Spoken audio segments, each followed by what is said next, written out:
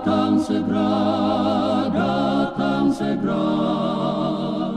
Isa mau datang segera. Saat ini kita akan membahas kembali pelajaran kita, topik kita mengenai 7 meterai yang terdapat di dalam kitab Wahyu pasal yang ke-6. Baik teman-teman, sebelum kita masuk ke pelajaran 7 meterai, sebelum kita masuk ke hal-hal yang mendahsyatkan dan mengerikan ketika meterai dibukakan, alangkah indahnya dan baiknya pikiran kita terlebih dahulu disegarkan dengan satu pemandangan yang menakjubkan dan luar biasa mengenai penglihatan Rasul Yohanes mengenai tahta Tuhan. Kita buka Alkitab kita di dalam Wahyu pasal yang keempat dan yang kelima. Wahyu 4 ayat 2 dan 3. Segera aku dikuasai oleh roh, kata Rasul Yohanes. Lalu tampaklah olehku sebuah tahta berdiri di sorga, dan di tahta itu duduk seseorang, dan dia yang duduk di atas tahta itu tampak bagaikan permata yaspis dan sardis, dan di sekeliling tahta itu ada pelangi yang tampaknya bagaikan zamrud. Dan di sekeliling tahta itu ada 24 tahta, dan di tahta-tahta itu duduk 24 tua-tua yang memakai pakaian putih dan mahkota emas di kepala mereka.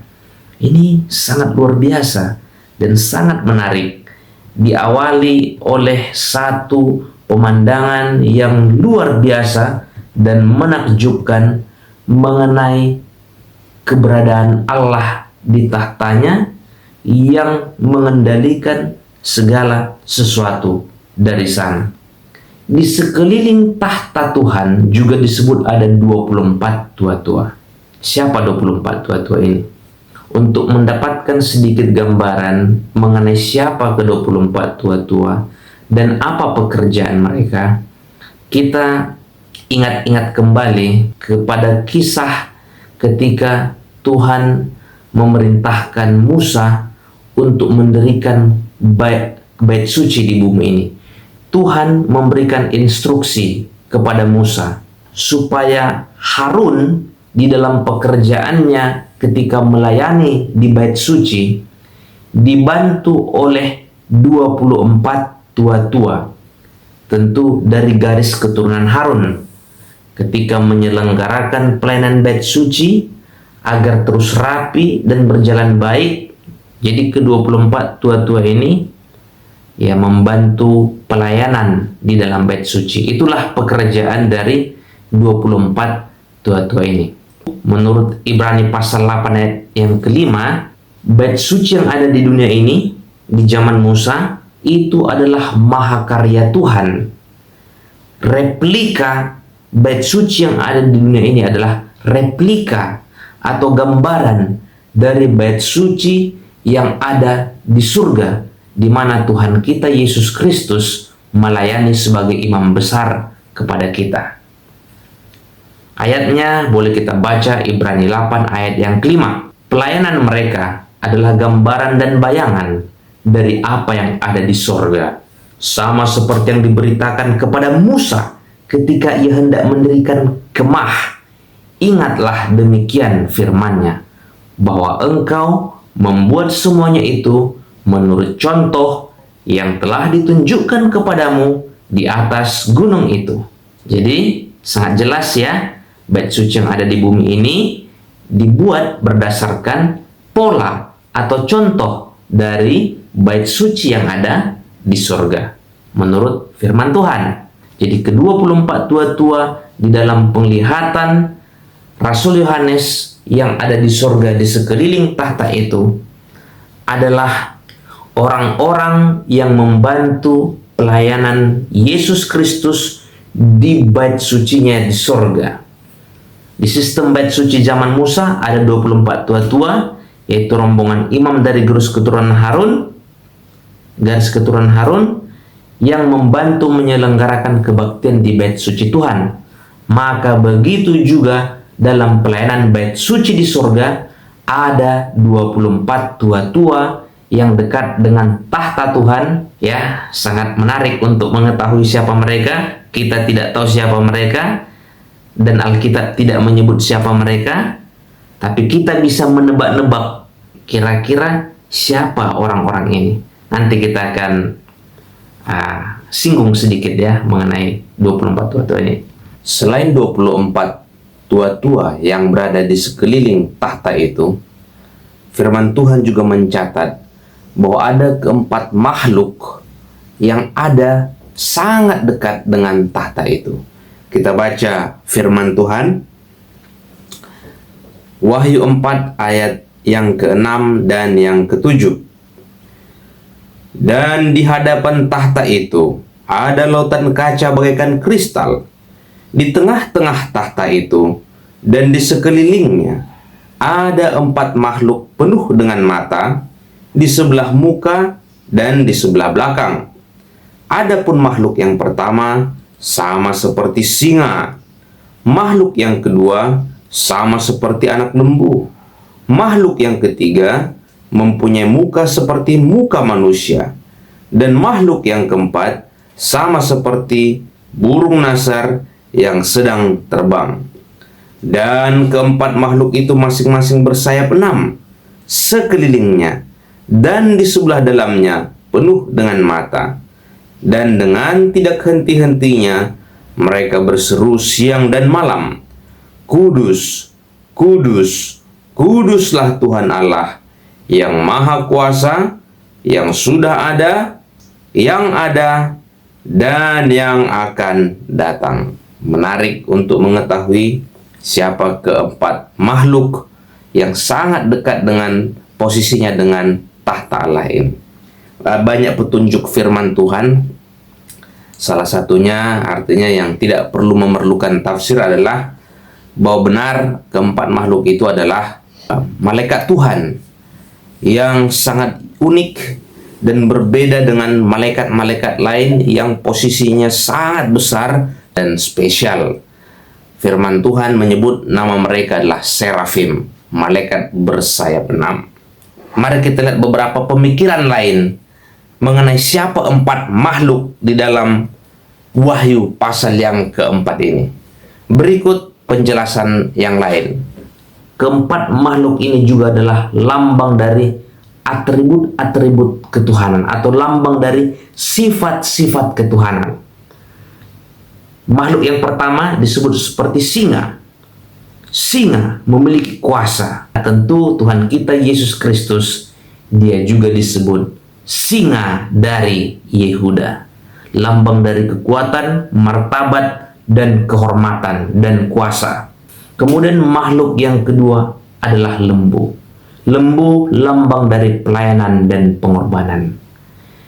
Tuhan kita walaupun dia raja dan Tuhan, dia datang ke dunia ini, dia datang bukan untuk dilayani, tetapi untuk melayani. Bahkan menyerahkan hidupnya sebagai korban yang agung, mati bagi semua orang di dunia ini. Jadi lembu lambang dari pelayanan, lambang dari pengorbanan. Dan hewan yang dikorbankan di dalam mezbah pembakaran salah satunya adalah lembu, sapi. Lembu itu hewan kurban di dalam pelayanan bait suci. Kemudian makhluk yang ketiga rupanya seperti manusia. Ini juga adalah sifat-sifat dari ketuhanan. Dia adalah Tuhan kita Yesus Kristus. Dia adalah Tuhan yang Maha Kuasa, pencipta langit dan bumi. Tetapi dia merendahkan dirinya serendah-rendahnya dan mengambil rupa sebagai seorang manusia. Dan dalam segala hal dia sama dengan saya dan dengan saudara. Punya mata, punya hidung, punya mulut, punya tangan, punya jantung, organ-organ dalam. Dia adalah saudara tertua kita. Dia adalah anak manusia. Boleh kita baca di dalam Filipi 2 ayat yang ke-5 sampai yang ke-10. Dan tentu makhluk yang terakhir rupanya seperti Raja Wali. Raja Wali lambang dari kecepatan, lambang dari kemuliaan, dan ini lambang dari sifat-sifat ilahi. Ada ayat dan banyak ayat di dalam Alkitab yang mencoba memberikan penjelasan kepada kita bahwa Raja Wali itu adalah simbol atau lambang dari ketuhanan. Salah satu ayat menyebut, kamu sendiri telah melihat apa yang kulakukan kepada orang Mesir dan bagaimana aku telah mendukung kamu di atas sayap elang dan membawa kamu kepadaku. Ini lambang elang adalah lambang dari keilahian Tuhan, lambang dari perlindungan Tuhan dengan kecepatan yang sangat luar biasa melindungi bangsa Israel ketika mereka keluar dari tanah Mesir menuju tanah Kanaan. Maka Tuhan juga adalah pelindung umatnya di akhir zaman ini. Jadi keempat makhluk yang kita lihat di dalam Wahyu pasal yang keempat ini adalah lambang-lambang dari sifat-sifat Tuhan. Dia adalah singa, dia memiliki kuasa, martabat dan kehormatan. Dia adalah anak lembu, memiliki roh pelayanan dan pengorbanan. Dia adalah anak manusia, lambang dari kecerdasan, dan tentu lambang juga dari kerendahan hati. Dia merendahkan dirinya dan menjadi sama seperti manusia. Dan dia juga adalah Tuhan kita. Dia manusia, tetapi dia adalah Tuhan kita. Dia laksana Raja Wali. Dia ibarat Raja Wali yang terbang tinggi, mengawasi perjalanan anak-anaknya dari atas, dan melindungi dari serangan-serangan si jahat. Luar biasa. Ayat 9, dan setiap kali makhluk-makhluk itu memberikan kemuliaan, hormat, dan syukur kepada Dia yang duduk di atas tahta itu dan hidup sampai selama-lamanya. Ayat yang ke-10, maka tersungkurlah ke-24 tua-tua itu di hadapan Dia yang duduk di atas tahta itu, dan mereka menyembah Dia yang hidup sampai selama-lamanya, dan mereka melemparkan mahkotanya di hadapan tahta itu, katanya, ya Tuhan Allah kami, Engkau layak menerima puji-pujian, hormat, dan kuasa, sebab Engkau telah menciptakan segala sesuatu, dan oleh karena kehendak-Mu semuanya itu ada dan diciptakan. Jadi Alkitab sangat jelas dan tegas menyatakan siapa pencipta itu. Segala sesuatu dijadikan oleh Dia, dijadikan oleh Yesus Kristus. Kita sudah selesai di pasal yang keempat. Kita masuk ke pasal yang kelima, Wahyu pasal yang kelima. Ayat yang pertama, maka aku melihat di tangan kanan Dia yang duduk di atas tahta itu sebuah gulungan kitab yang ditulis sebelah dalam dan sebelah luarnya, dan dimeterai dengan 7 meterai. Ayat yang kedua, aku melihat seorang malaikat yang kuat berseru dengan suara nyaring, siapakah yang layak membuka gulungan kitab itu dan membuka meterai-meterainya? Ayat yang ketiga, tetapi tidak ada seorang pun di sorga, ataupun di bumi, ataupun di bawah bumi, yang dapat membuka gulungan kitab itu, ataupun melihat sebelah dalamnya. Ayat firman Tuhan juga menyebutnya, bahwa tidak seorang malaikat pun dan tidak seorang manusia pun, baik yang ada di sorga. Ayat yang ketiga, tidak seorang pun yang ada di sorga, berarti ada orang di sorga ya. Nah ini menarik, berarti tidak ada seorang anak manusia baik yang ada di sorga, berarti di sorga juga ada manusia. Kita bahas sedikit dulu ya, ini agak menarik sebelum kita. Jadi ada orang di sorga teman-teman, saudara-saudara semua. Ada orang di sorga selain Tuhan Yesus tentunya ya. Ada beberapa ayat dalam firman Tuhan supaya kita tidak penasaran teman-teman ya, bahwa ada orang di sorga. Tentu tidak semua orang yang mati berada di sorga, karena firman Tuhan, orang yang mati tidak tahu apa-apa, ya sudah menjadi tanah, tidak di mana-mana, tidak di surga, tidak di neraka. Tetapi ada orang di sorga menurut catatan firman Tuhan. Nah ini jadi informasi tambahan bonus di pelajaran kita ini. Ayatnya di Matius 27 ayat 52 sampai 53. Kita baca firman Tuhan. dan kuburan-kuburan terbuka, dan banyak orang kudus yang telah meninggal bangkit. Dan sesudah kebangkitan Yesus, mereka pun keluar dari kubur, lalu masuk ke kota kudus dan menampakkan diri kepada banyak orang. Jadi ini kisah ketika Yesus mati, lalu dia bangkit dari maut. Maka bukan hanya Yesus yang bangkit dari kubur, tetapi disebut ayat ini bahwa banyak orang kudus yang telah meninggal bangkit. Bukan semua orang kudus, tapi ada sekelompok, ada banyak orang-orang kudus yang juga bangkit ketika Yesus bangkit dari kubur. Ini adalah buah sulung dari kebangkitan Yesus Kristus yang dia bawa kepada Bapaknya. Ini menarik ya, kita tidak usah dibahas detail, tapi ini adalah penjelasan kepada kita bahwa ada orang yang ada di surga menurut Wahyu pasal yang kelima ini. Jadi tidak ada orang di surga yang sanggup membuka gulungan kitab itu yang dilihat oleh Rasul Yohanes ini. Selain orang-orang yang dibangkitkan pada waktu kebangkitan Yesus, juga Alkitab menyebut ada beberapa orang lain yang ada di surga. Ada 3 orang yang jelas-jelas namanya kita tahu. Ada Musa, selain Musa ada juga Elia. Musa lambang dari kebangkitan orang-orang yang percaya. Dia sudah mati, tetapi Tuhan telah membangkitkan dia. Dan orang yang kedua adalah Elia. Elia tidak pernah mengalami kematian. Dia diangkat hidup-hidup dalam kereta berapi ke surga. Dan Elia juga adalah melambangkan orang-orang yang hidup, yang tidak mengalami kematian, yang berdiri pada waktu kedatangan Yesus yang kedua kali. Jadi tidak benar teman-temannya, ada juga itu ajaran-ajaran yang mengatakan bahwa semua orang harus pasti mengalami kematian. Tidak kok. Buktinya Elia diangkat hidup-hidup pada waktu dan diubahkan dengan tubuh kemuliaan, lalu diangkat Tuhan ke surga. Maka begitu juga dengan umat-umat Tuhan, tidak semua orang mengalami kematian.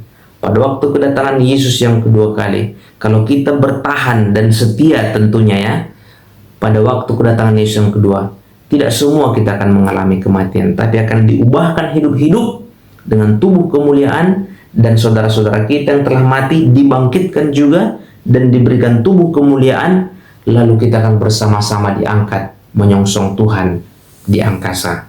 Dan yang terakhir ada Henok. Jadi siapa yang ada di surga?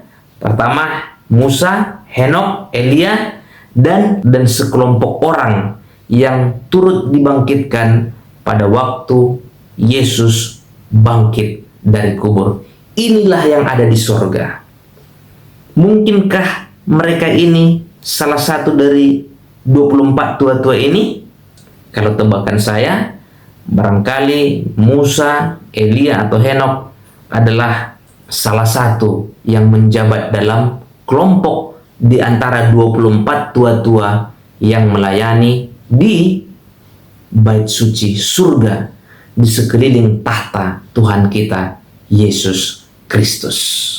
Bahwa tidak seorang pun yang di surga. Jadi ada orang di surga ya, dan tidak seorang pun di bumi, siapapun dia, atau di bawah bumi, atau dimanapun, yang sanggup membuka gulungan kitab itu ataupun melihat sebelah dalamnya. Inilah penglihatan Rasul Yohanes. Makanya dia sangat sedih. Maka aku menangis dengan amat sedih, karena tidak seorang pun yang didapati layak untuk membuka gulungan kitab itu ataupun melihat isinya. Ayat yang kelima. Lalu berkatalah seorang dari antara tua-tua itu kepadaku, jangan engkau menangis. Sesungguhnya singa dari suku Yehuda, yaitu tunas Daud, telah menang. sehingga ia dapat membuka gulungan kitab itu dan membuka ketujuh materainya. Ayat 6, lalu aku melihat di tengah-tengah tahta dan keempat makhluk itu, dan di tengah tua-tua itu berdiri seekor anak domba seperti yang telah disembelih, bertanduk 7, bermata 7. Itulah ketujuh roh Allah yang diutus ke seluruh bumi. Puji Tuhan bahwa kitab yang termeterai itu akan dibukakan, akan disingkapkan satu persatu, dan yang sanggup membuka gulungan kitab itu adalah seekor anak domba seperti yang telah tersembelih, bertanduk 7, bermata 7. Itulah roh Allah yang diutus ke seluruh bumi. Anak domba yang telah tersembelih itu adalah Tuhan kita Yesus Kristus. Dalam Yohanes 1:29, Yohanes Pembaptis menyebutnya, lihatlah anak domba Allah. Dialah itu yang sanggup membuka meterai-meterai di dalam kitab itu, sehingga isi dari kitab itu bisa kita buka, kita singkap, kita kabarkan. Anak domba itu bertanduk 7.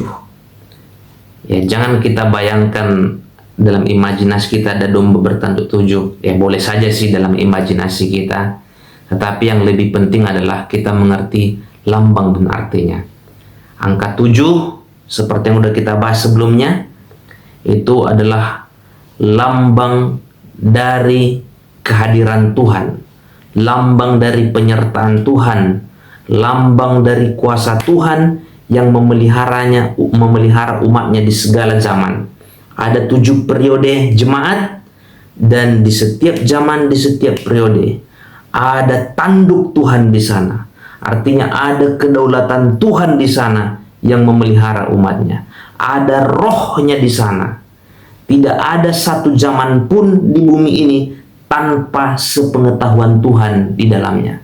Sekalipun tanda kutip, seakan-akan setan sepertinya menang dalam beberapa hal, atau sepertinya dia memenangkan peperangan, tapi fakta bahwa ada anak domba bertanduk 7, yang rohnya ada 7, matanya ada 7, adalah bukti yang ya dan amin bahwa Tuhan pegang kendali di segala zaman. Dia melihat segala sesuatu yang dilakukan oleh perbuatan-perbuatan jahat manusia, dan kelak dia akan menjadi hakim yang adil, yang akan memberikan keadilan bagi umat manusia.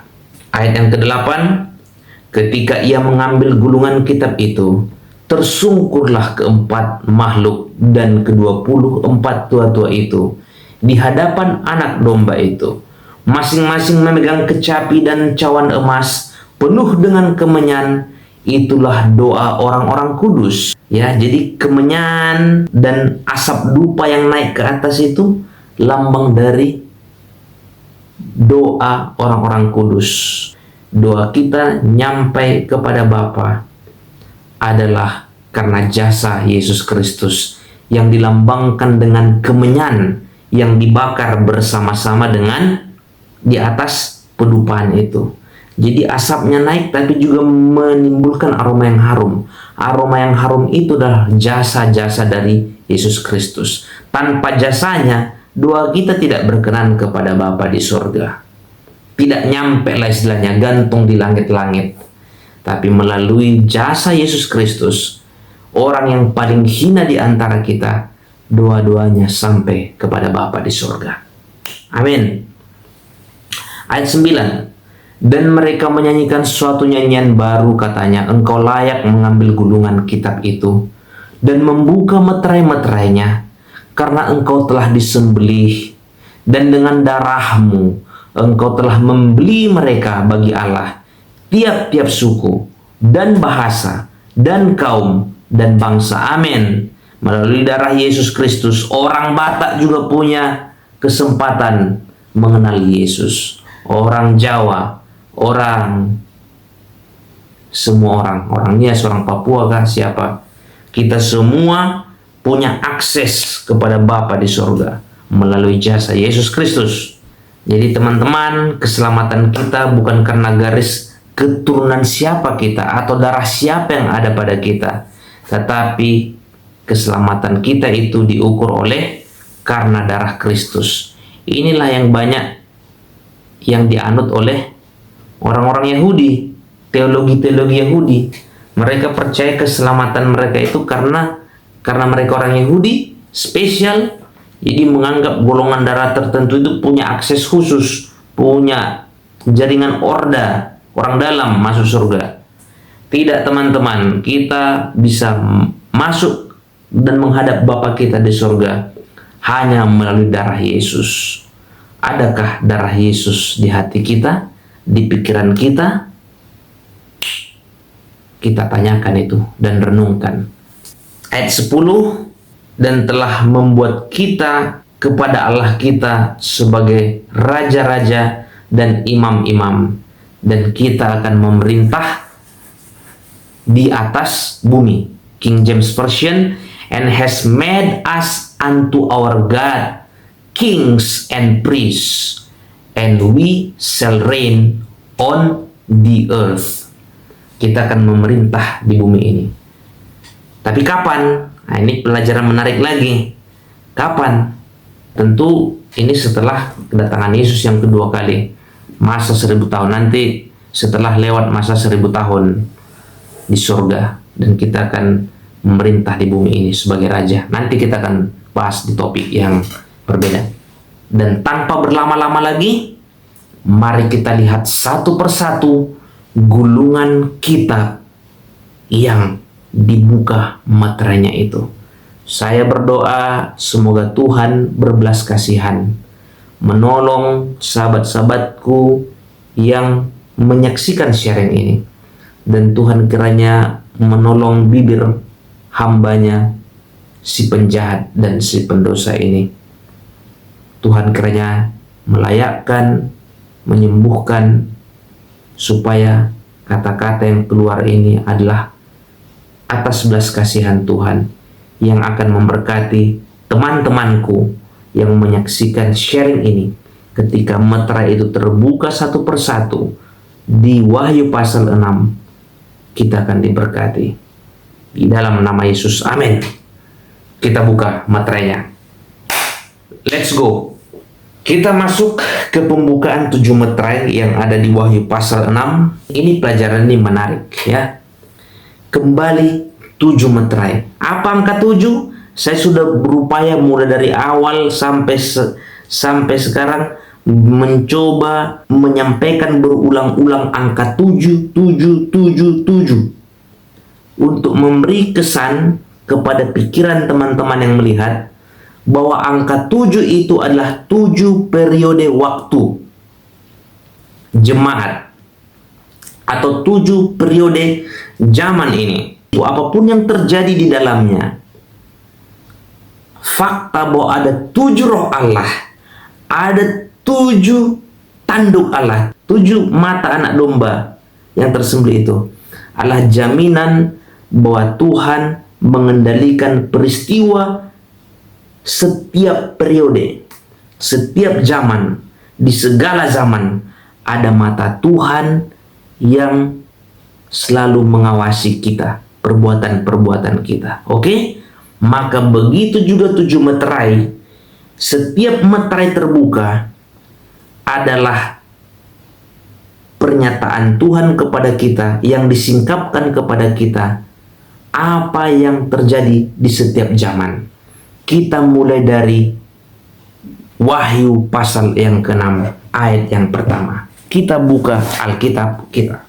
Maka aku melihat anak domba itu membuka yang pertama dari ke-7 meterai itu, dan aku mendengar yang pertama dari keempat makhluk-makhluk itu berkata dengan suara bagaikan guruh Mari. Macam guru ya. Mari.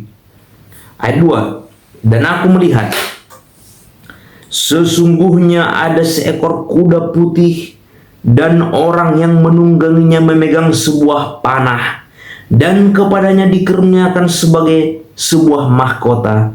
Lalu ia maju sebagai pemenang untuk merebut kemenangan. Oke, meterai yang pertama sudah dibukakan kepada kita, dan di dalam penglihatan Rasul Yohanes, dia melihat seekor kuda warna putih, diberikan sebuah panah kemenangan, dan setiap panah itu ketika dilepaskan menancap menembus jantung musuh, dan kepadanya diberikan kemenangan demi kemenangan, kemenangan, kemenangan, kemenangan.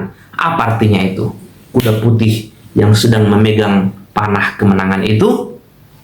Oke, mari kita mari kita baca beberapa referensi di dalam Alkitab untuk memberikan gambaran kepada kita mengenai kuda berwarna putih dan penunggangnya yang menggunakan panah ini. Tetapi Allah menembak mereka dengan panah. Dengan tiba-tiba mereka mendapat luka. Siapa yang memanah? Ada penunggang kuda pegang panah ya. Siapa yang memanah? Yang memanah itu Tuhan. Dan tiba-tiba mereka mendapat luka. Kemudian di kitab Habakuk 3:8. Apakah kepada sungai-sungai Tuhan murkamu? Terhadap sungai-sungaikah murkamu menyala-nyala? Atau terhadap lautkah gerammu? Sehingga engkau mengendarai kuda-kudamu dan kereta kemenanganmu. Ayat 9. Busurmu telah kau buat sama sekali. Sumpah-sumpah telah kau beri kepada suku-suku. Sela. Engkau membelah bumi dengan sungai-sungai. Sungai-sungai, laut, itu lambang dari orang banyak ya. Itu di kitab Wahyu memberikan penjelasan. Tapi ayat ini artinya menggambarkan bahwa yang mengendarai kuda itu dan yang memanah itu adalah Tuhan yang mengendarai kuda perang. Jadi ada situasi perang, tetapi penunggang kuda putih dan yang membawa busur itu mendapat kemenangan. Luar biasa. Mari kita luruskan supaya clear gambaran ini, meterai yang pertama ini kepada kita. Apakah Tuhan mau mengalahkan planet ini seperti pemikiran dunia kita, pikiran kita yang dunia yang kotor ini, cara berpikir kita yang kotor ini, pakai pedang, pakai kekerasan, pakai invasi militer? Apakah begitu caranya Tuhan mengalahkan dunia ini, menginvasi dunia ini? Tentu bukan seperti cara-cara yang kita pikirkan, teman-teman ya. Bukan seperti cara militer atau membangun kerajaannya di dunia ini, di tanah Israel sana, seperti yang ditafsir oleh para yang mengaku apologet lah ya. Katanya akan datang Tuhan membuat pemerintahannya di bumi ini. Apakah melalui cara-cara militer seperti itu? Tidak, teman-teman ya. Cara Tuhan menginvasi dunia ini bukan dengan cara-cara kekerasan seperti yang dilakukan oleh manusia ini kepada sesamanya manusia. Tuhan Yesus menginvasi dunia ini dengan pekabaran firman Tuhan, bukan dengan kekerasan. Dia pegang panah dan membawa Injil, mengkeker, lalu melepaskan anak panah Injil itu, Injil Yesus Kristus, Injil damai sejahtera, kabar baik bahwa ada Allah di surga yang mengasihi kita, kita bangsat dan pendosa, tapi panah Injil kasih karunia itu meleset dengan dalam, masuk ke hati kita. Kita terjatuh, tersungkur, dan mengakui bahwa benar ya Tuhan, aku bangsat, tetapi Tuhan, dosa-dosaku dibandingkan dengan kasih karuniamu yang begitu besar itu, tidak ada apa-apanya. Dan karena rahmat-Mu itu ya Tuhan, aku akan berjuang untuk lepas dari belenggu dosa ini. Karena rahmat-Mu itu ya Tuhan, aku akan bangkit dan bangun kembali. Dan aku akan berjuang dengan sekuat tenaga untuk taat kepada firman-Mu. Tetapi motifku itu sudah diubahkan ya Tuhan. Bukan supaya cari-cari selamat, taat kepada firman Tuhan, menguduskan hari Sabat, bukan supaya cari-cari selamat, tapi karena Engkau sudah menyelamatkan aku ya Tuhan. Injil Yesus Kristus itu ibarat panah yang menusuk jantung kita. Panah cinta. Hah? Panah cinta, bro. Panah cinta itu. Dengan panah itulah Yesus menginvasi seluruh dunia ini. Pekabaran pertama yang keluar ketika Yesus memulai jemaat di dunia ini adalah pekabaran keselamatan melalui Yesus Kristus. Itu keluar dengan kuasa dan kemurnian karena Tuhan telah membasuh baginya suatu umat yang berdiri demi kebenaran. Jadi kuda putih dan penunggangnya adalah Injil Yesus Kristus yang murni, yang keluar dari Yesus. Setiap orang mengetahui bahwa Yesus Kristus adalah Tuhan. Hanya Dialah yang dapat menyelamatkan. Melalui darahnya kita ditebus. Inilah kisah pekabaran Injil yang disiarkan ke seluruh dunia. Inilah iman yang menang. Warna putih melambangkan kemurnian, artinya tidak tercela, tidak ada kompromi dengan dosa. Inilah adalah jemaat yang mula-mula. Ada 7 periode gereja, ada 7 periode jemaat, ada 7 periode zaman, ada 7 roh Allah, ada 7 tanduk Allah, ada 7 meterai. Meterai yang pertama adalah periode pertama, yang di dalam pelajaran kita sebelumnya disebut dengan jemaat pertama, jemaat Efesus. Ini ada hubungannya dengan jemaat Efesus, jemaat yang murni, jemaat yang tidak berkompromi dengan dosa. Ini dilambangkan juga ya mengenai kemurnian Tuhan ini. Ada juga di dalam kitab Wahyu pasal 12 digambarkan sebagai perempuan yang berpakaian putih, bermahkotakan 12 bintang. Ini melambangkan jemaat yang murni, yang tidak bercela. Ini adalah periode jemaat tahun 33 sampai tahun 100 Masehi. Oke, teman-teman boleh catat ya. Meterai pertama kuda putih, lambang dari kemurnian jemaat Tuhan. Periode waktunya sekitar tahun 33, di zaman rasul-rasul masih hidup dan orang-orang kudus masih hidup. Injil itu masih murni sampai sekitar tahun 100 tahun Masehi. Oke, diingat. Sudah clear teman-teman meterai yang pertama ya. Kita sudah bukakan meterai yang pertama. Sekarang kita masuk meterai yang kedua. Meterai yang kedua, mari kita buka firman Tuhan. Dan ketika anak domba itu membuka meterai yang kedua, aku mendengar makhluk yang kedua berkata, "Mari." Dan majulah seekor kuda lain, seekor kuda merah padam, dan orang yang menungganginya dikaruniakan kuasa untuk mengambil damai sejahtera dari atas bumi, sehingga mereka saling membunuh, dan kepadanya dikaruniakan sebilah pedang yang besar. Mari kita analisa kata per kata dan menemukan arti dari meterai ini kepada kita. Firman Tuhan ini jelas menyebut bahwa di meterai yang kedua ada seekor kuda lain. Yang pertama tadi putih, dan kuda ini yang kedua ini seekor kuda berwarna merah padam. Nah, ini berwarna merah. Merah itu melambangkan apa? Merah itu lambang dari darah, lambang dari pertumpahan darah.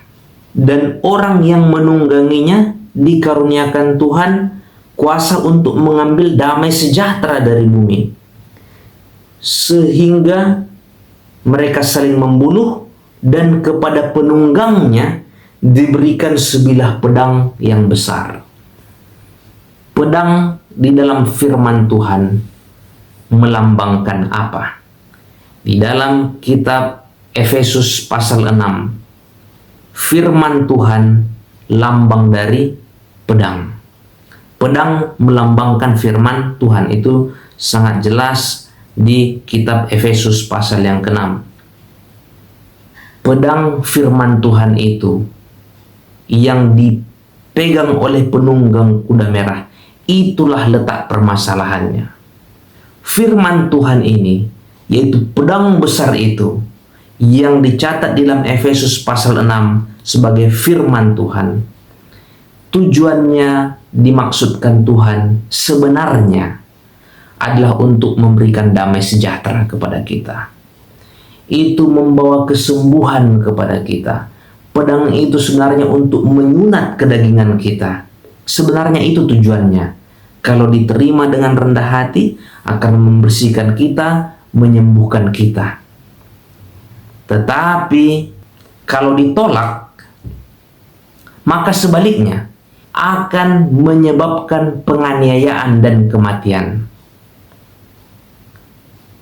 Dan inilah yang terjadi di jemaat kedua atau di periode kedua, di periode tahun 100 sampai tahun 323 Masehi.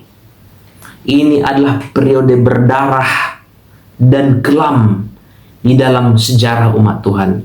Kita sudah bahas di pelajaran kita sebelumnya, di jemaat kedua adalah periode Smyrna. Dari kata Smyrna, dari kata mir, minyak mur, itu adalah getah dari pohon berduri yang memberikan bau yang harum, lambang dari darah para martir yang tercurah besar-besaran di periode tahun 100 sampai 323. Injil itu harusnya membawa kabar baik kepada dunia ini. Tetapi Injil itu ditolak oleh penguasa Roma. Gantinya diterima yang harusnya memberikan damai sejahtera. Tapi apa yang terjadi? Dibalas dengan penganiayaan. Banyak anak-anak Tuhan yang tertumpah darahnya pada periode ini. Jutaan orang-orang Kristen mati terbunuh demi imannya karena Injil Yesus Kristus. Ya, jadi teman-teman sudah terjawab ya. Inilah yang terjadi di meterai yang kedua. Ketika meterai itu dibukakan, maka kita lihat ada banjir darah, pengorbanan. Tetapi ini bukan berarti kekalahan di dalam Injil Yesus. Injil Yesus tetap menyebar, lambang dari kemenangan, berdarah-darah tetapi tetap membawa kemenangan. Sangat luar biasa. Hanya dalam tempo beberapa ratus tahun, Injil itu sudah menyebar kemana-mana. Jadi yang paling kita takutkan sebenarnya adalah bukan penganiayaan. Relatif umat-umat Tuhan itu murni kalau ada penganiayaan. Yang repot itu adalah kalau kita berkompromi dengan dosa. Dan inilah yang akan kita lihat di periode selanjutnya, di meterai yang ketiga. Kita buka firman Tuhan. Dan ketika anak domba itu membuka meterai yang ketiga, aku mendengar makhluk yang ketiga berkata, "Mari." Dan aku melihat, sesungguhnya ada seekor kuda hitam, dan orang yang menungganginya memegang sebuah timbangan di tangannya. Dan aku mendengar seperti ada suara di tengah-tengah keempat makhluk itu berkata, "Secupak gandum sedinar, dan 3 cupak jelai sedinar, tetapi janganlah rusak minyak dan anggur itu." Ini lambang yang menarik ya teman-teman ya. Ini menarik teman-teman ya. Di ayat yang ke-6 ini banyak lambang-lambang yang kita temukan di meterai yang ketiga ini. kita lihat ada seekor penunggang kuda hitam. Kudanya berwarna hitam. Nah, hitam itu lambang apa? Hitam itu lambang dari kegelapan. Hitam itu lambang dari dosa. Hitam itu lambang dari maut atau malam, ya. Dan penunggangnya membawa sebuah timbangan. Apa artinya ini? Menarik. Menarik teman-teman ya. Penunggang kuda hitam bawa timbangan. Apa artinya? Jadi ada satu peristiwa yang terjadi di periode ini yang membuat pekabaran Injil yang dimana di meterai pertama disebut warna putih murni, tetapi masuk di meterai yang ketiga warna putih itu berubah menjadi hitam. Ada satu peristiwa sejarah yang sangat besar yang mempengaruhi dunia kekristenan, yang membuat Injil Yesus Kristus yang tadinya murni menjadi hitam.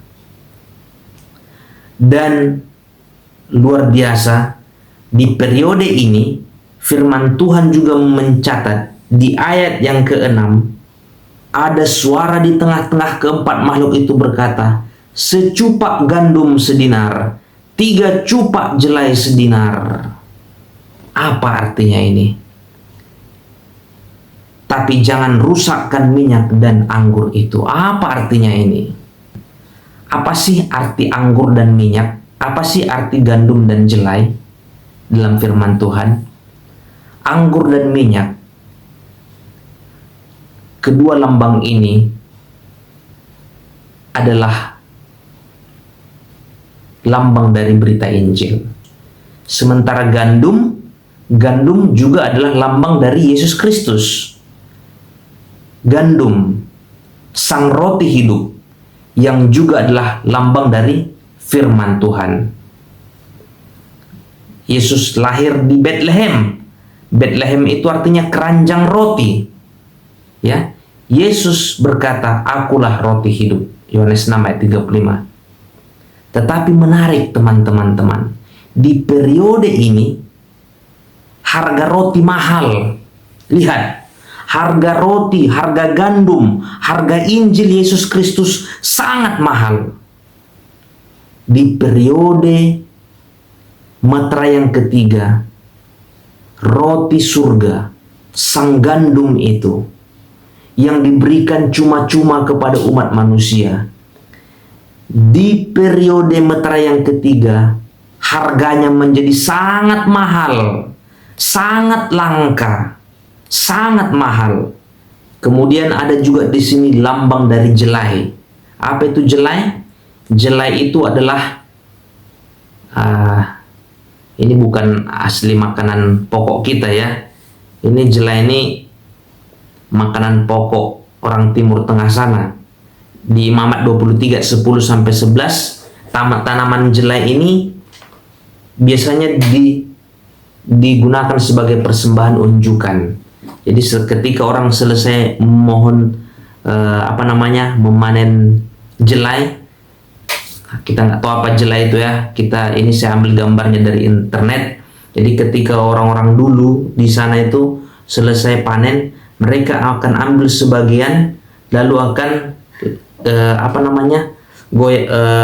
goyang-goyang, lambaikan ke atas. Persembahan unjukan jelai ini dilakukan pada hari pertama dalam minggu Paskah.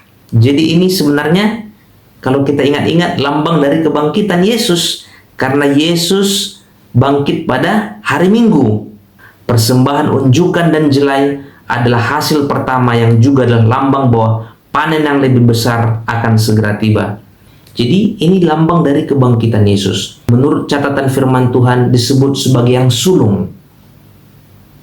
Bukan berarti karena dia lebih tua, tetapi itu lambang dari kebangkitan. Oleh karena kebangkitannya, maka kebangkitan yang lebih besar akan terjadi.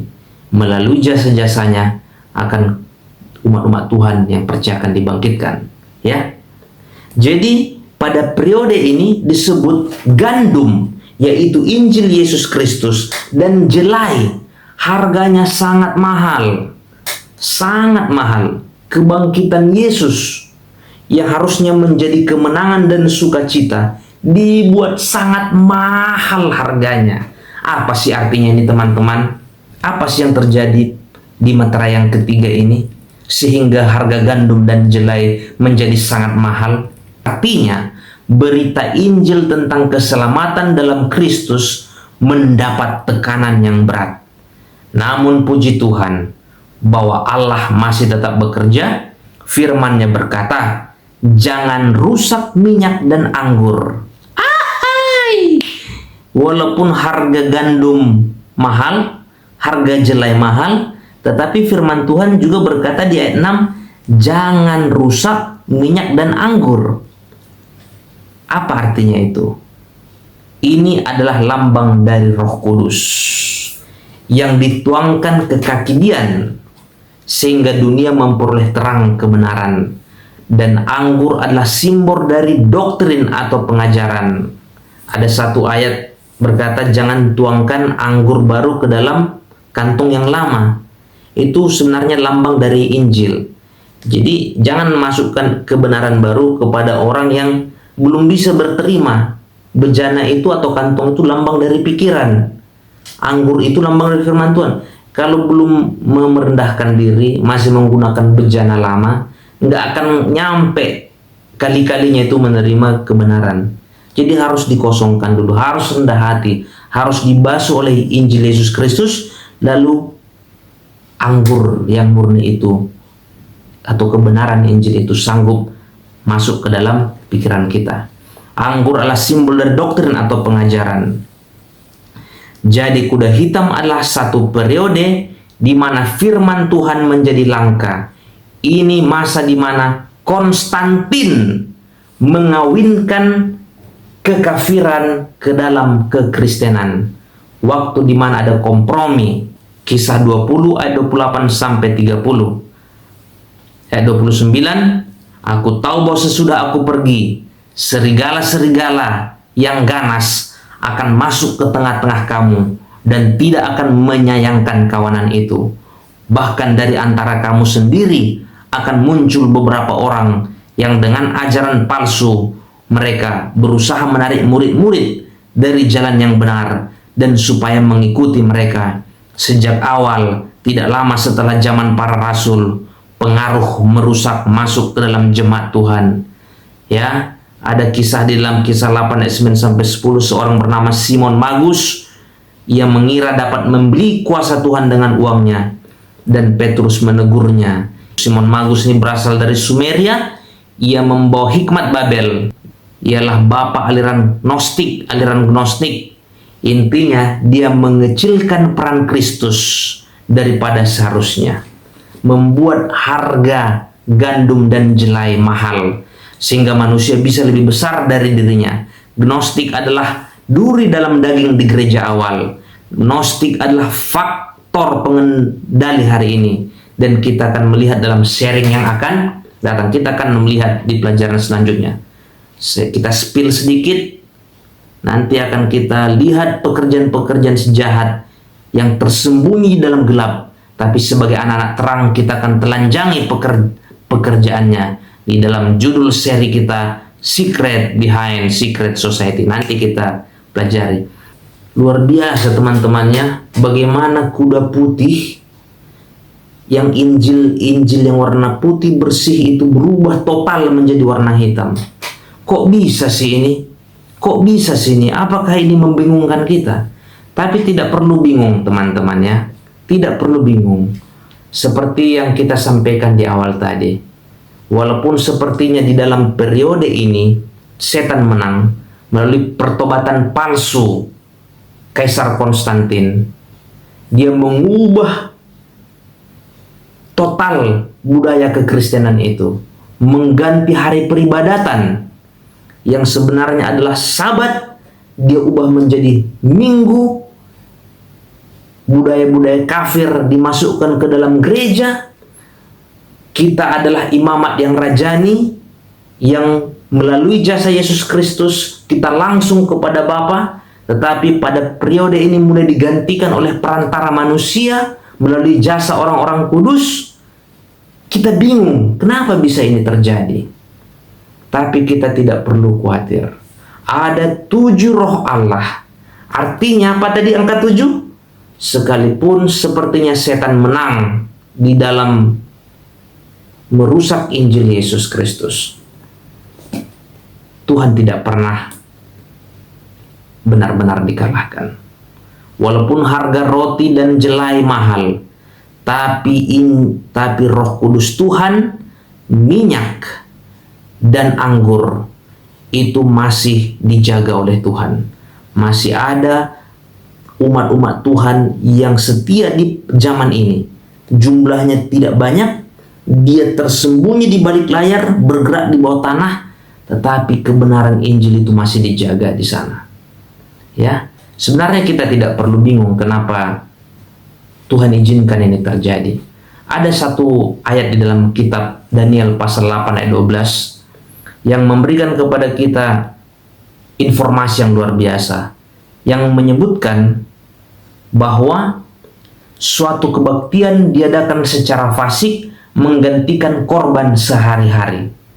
Kebenaran dihempaskannya di bumi.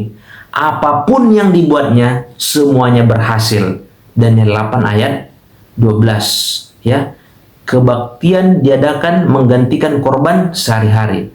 Apa itu korban sehari-hari? Korban sehari-hari itu lambang dari pengorbanan Tuhan kita Yesus Kristus. Jadi jasa-jasa Yesus Kristus, apa yang dilakukannya, dihempaskannya, digantikan dengan acara-acara seremonial, dan apapun yang dibuatnya, firman Tuhan berkata, semuanya berhasil. Pada periode ini terjadi di mana gereja menempatkan dirinya menjadi pengantara antara manusia dan Tuhan, gantinya pergi langsung kepada Kristus, kita pergi ke gereja. Tuhan telah memberikan hukum dan manusia mengubah hukum Tuhan sesuai kebutuhannya.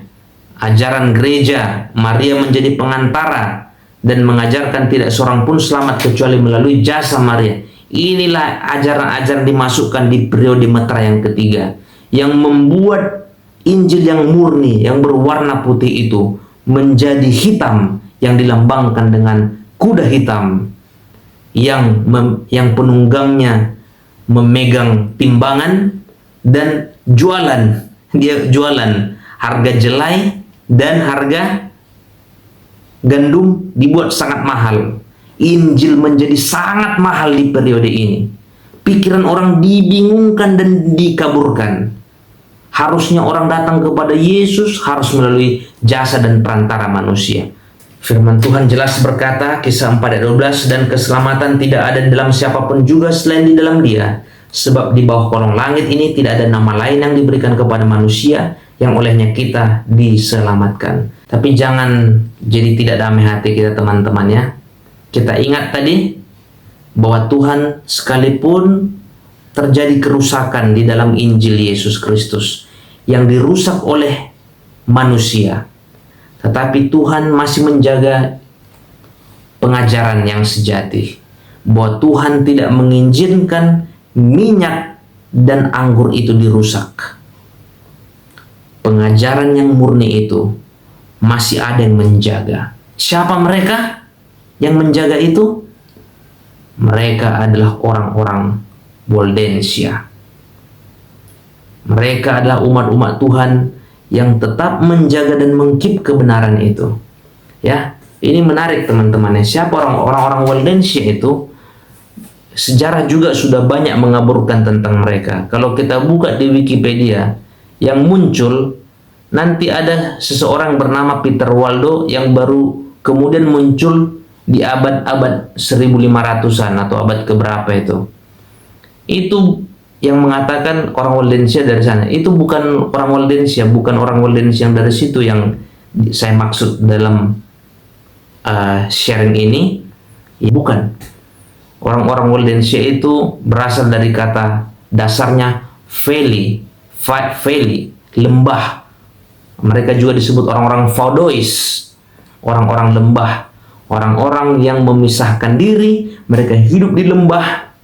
Mereka sudah ada di zaman gereja-gereja awal. ketika gereja murtad, tapi mereka Tuhan jaga, Tuhan lindungi mereka, mengasingkan diri, tetap menjaga pengajaran yang benar. Karena memang terlalu banyak kebenaran yang diubah di periode ini. Hukum kedua dalam firman Tuhan, jangan membuat bagimu patung yang menyerupai apapun yang ada di langit, di atas, di bumi, di bawah air. Jangan sujud menyembah kepadanya. Itu dibuang ke tempat sampah. Bahkan di periode ini terjadi undang-undang hukum hari Minggu yang pertama. Saya tidak omong-omong, saya tidak asal berbicara, saya sertakan sumbernya. Ya, Kaisar Konstantin membuat undang-undang hari Minggu pertama di seluruh kekaisaran. Dilakukan undang-undang hari Minggu, mengganti hukum Tuhan. Perbuatan yang sangat kurang ajar. Inilah yang dilakukan oleh manusia, sehingga membuat Injil yang murni itu menjadi warna hitam pekat. Membuat harga Injil itu menjadi sangat mahal. Gandum dan jelai menjadi sangat mahal. Ibadah Tuhan, ibadah yang difirmankan Tuhan di dalam Alkitab ini hari Sabat, hari yang ketujuh. Hari di mana Tuhan memberikan kepada kita perintah untuk menguduskannya. Tapi diubah oleh manusia menjadi hari Minggu. Itu di periode ini, teman-teman. Warna hitam, kuda yang warna hitam pekat. Injil itu jadi tidak ada nilainya dianggap di zaman ini. Dan firman Tuhan berkata, apapun yang diperbuatnya berhasil. Daniel 8 ayat 12. The Catholic Encyclopedia volume 4 page 153, halaman 153. The Church, after changing the day of rest from Jewish Sabbath or seventh day of the week to the first, made the third commandment refer to Sunday as the day to be kept holy as the Lord's day. Jadi gereja setelah mengubah hari peristirahatan dari Sabat Yahudi. Sabat Yahudi itu istilah yang dibuat orang ini ya. Kita nggak percaya ada Sabat Yahudi. Hari Sabat itu bukan punya orang Yahudi. Hari Sabat itu Sabat Alkitab. Sabat yang sudah ada mulai dari Taman Eden. Or seventh day of the week, atau hari yang ketujuh pada minggu, kepada hari pertama, lalu membuat hukum yang ketiga menjadi menghormati hari Minggu sebagai hari Tuhan. Jadi makin berani. Pertama mengubah hukum kedua, lalu setelah mengubah hukum kedua, mengubah hukum keempat menjadi hukum ketiga. Itu pun bukan ingat dan kuduskan hari Sabat lagi, tetapi menjadi the Lord's Day, hari Tuhan. Ya, suka-suka mulai situ. Tapi ya, kita mengetahui yang mempelajari firman Tuhan ini, ya inilah yang dilakukan oleh setan melalui agen-agennya. Intinya pernyataan ini menjelaskan bahwa dalam tradisi gereja, perayaan hari kudus dipindahkan dari Sabat Yahudi ke hari Minggu dan kemudian dipahami sebagai bagian dari perintah untuk menguduskan hari Tuhan. Jadi teman-teman, ini pelajaran juga kepada kita dan sekaligus panggilan kepada kita. Sebenarnya siapa yang punya otoritas dalam kehidupan kita? Ya, dalam hukum, yang membuat hukumlah yang mempunyai wewenang. Pengubah hukumlah yang mengatakan dia punya wewenang lebih besar daripada pembuat hukum itu. Ya, dia mengubah hukum Tuhan, sebenarnya secara tidak langsung menyatakan dia lebih besar dari Tuhan. Imamat 22 ayat 26. Imam-imamnya memperkosa hukum Tauratku, menajiskan hal-hal yang kudus bagiku. Mereka tidak membedakan antara yang kudus dengan yang tidak kudus, tidak mengajarkan perbedaan yang najis dengan yang tahir. Mereka menutup mata terhadap hari-hari Sabatku. Demikianlah aku dinajiskan di tengah-tengah mereka. Mereka menajiskan Sabat. Mereka tidak bisa bedakan yang najis dan yang tahir. Bukankah kita mendengar itu dari banyak para pengkhotbah, bahwa tidak ada yang Tidak ada lagi dibedakan yang mana yang najis dan yang mana yang tak. Nggak ada yang haram, nggak ada yang halal. Semua sama aja, nggak bisa dibedakan. Itulah ajaran imam-imam yang memperkosa hukum Taurat ini. Mereka tidak bisa membedakan yang najis dan yang tahir. Dan itulah yang diajarkan di khotbah-khotbah populer saat ini. Periode kuda hitam ini, yang harga jelai dan gandum mahal, ini adalah periode tahun 313 sampai 538. Daniel 8 ayat 12 mengatakan, apapun yang dibuatnya berhasil membuat Injil yang warna putih murni itu menjadi hitam pekat. Harga dari Injil dan kebangkitan Yesus dibuat sangat mahal dan digantikan dengan substitusi barang-barang lain yang tidak ada mutunya untuk keselamatan kita. Inilah periode jemaat tahun 313 sampai 538 di meterai yang ketiga.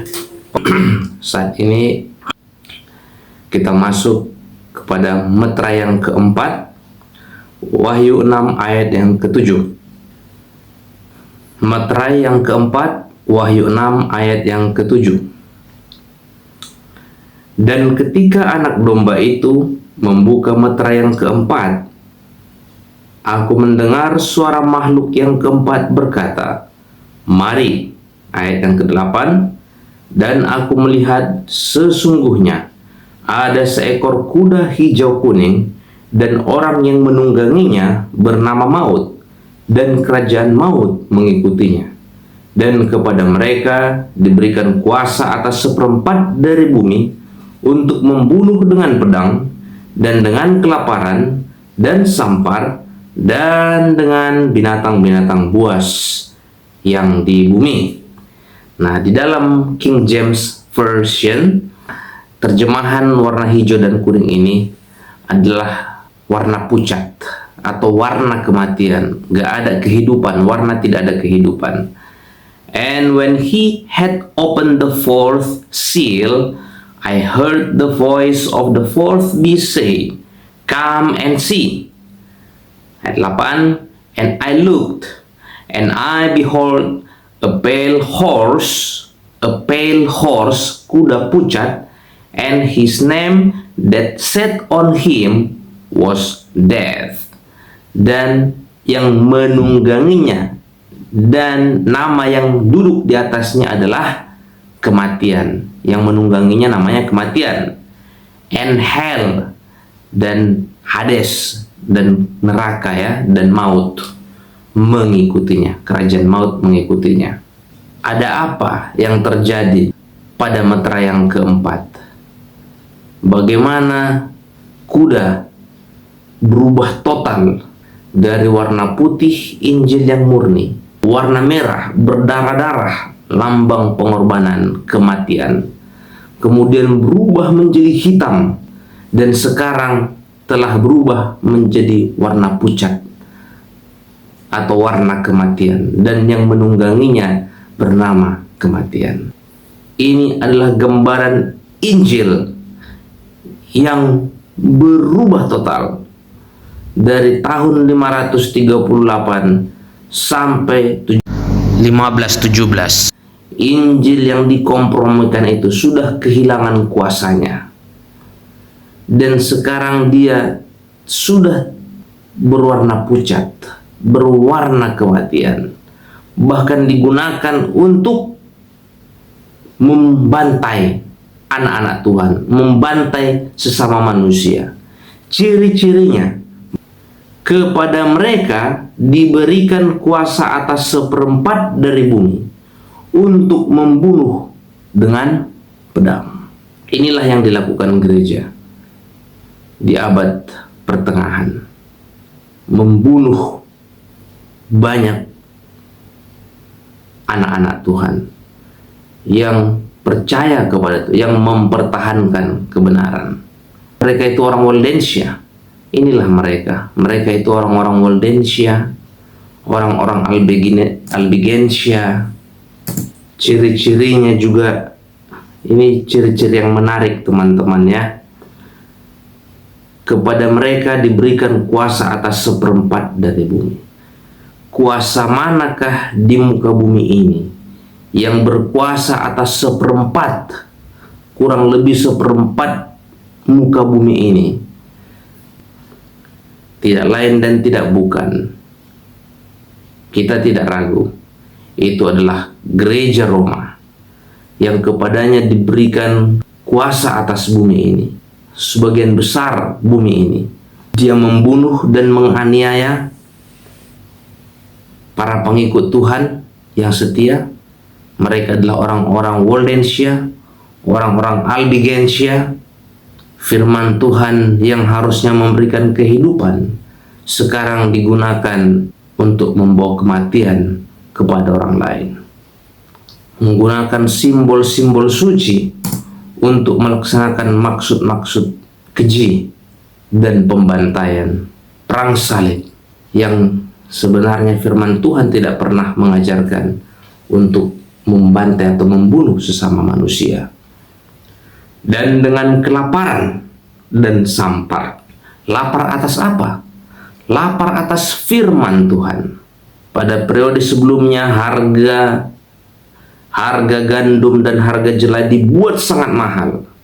Dan pada periode ini bukan hanya sekedar mahal, tetapi sangat langka, sehingga membuat banyak orang kelaparan akan firman Tuhan, ingin mencari firman Tuhan, tapi gantinya firman Tuhan yang diberikan adalah kata-kata manusia. Konsili ini sudah ditetapkan, sudah diputuskan, sementara firman Tuhan disembunyikan dari hadapan manusia. Dalam hal inilah disebut terjadi kelaparan, mati karena kelaparan. Apakah gereja pertengahan, abad pertengahan melarang kitab suci? Sejarah mencatat gereja di abad pertengahan melarang kitab suci, sehingga menyebabkan terjadi kelaparan rohani, kelaparan firman Tuhan. Ya, teman-teman, apa yang kita sedang bahas ini, kita tidak membahas personal, kita tidak membahas oknum.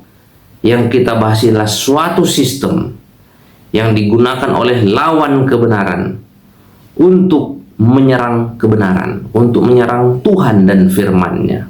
Ini adalah gereja Roma, bukan orang-orang yang ada di dalamnya. Karena orang yang ada di dalamnya banyak juga permata-permata Tuhan di dalamnya.